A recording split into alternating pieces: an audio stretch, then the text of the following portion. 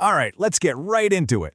The Jeffrey Epstein case, well, it's back. And this time, it's not just about digging up old crimes. Nope. This has turned into a ticking political time bomb, and it's pointed right at a major presidential candidate. So you've got to be asking, right? How can files from years ago suddenly become this huge political threat to Donald Trump today?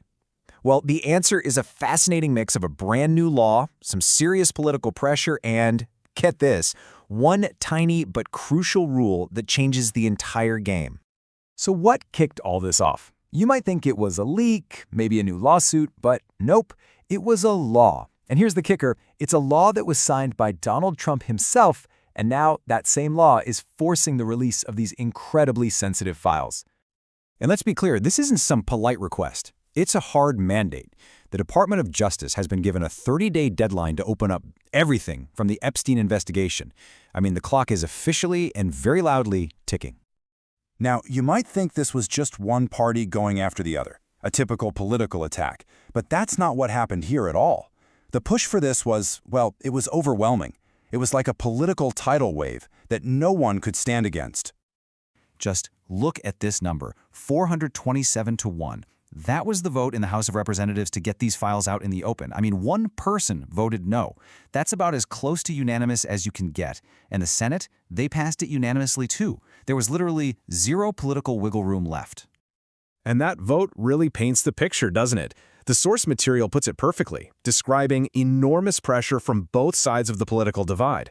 You had Democrats and Republicans pushing for the same thing, which, doesn't happen every day. They basically forced his hand. A veto, that was completely off the table.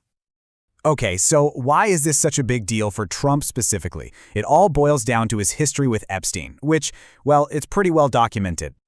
Let's just lay out the key facts we know. First, there was an established friendship. We also know Trump's name popped up in something like 20,000 pages of documents that were released before, though, to be fair, there was no suggestion of any crime there. And for his part, Trump has always denied knowing anything about Epstein's criminal side and says he cut ties with him years back. And look, this wasn't just a two-person thing. This was a whole network of powerful people. The documents also mention huge names like Prince Andrew from the UK, Steve Bannon, and even the former president of Harvard, Larry Summers. It really shows you just how far Epstein's connections reached. Okay, but here's where it gets really interesting. Tucked inside this new law is one little clause that makes this document dump completely different from anything we've seen before.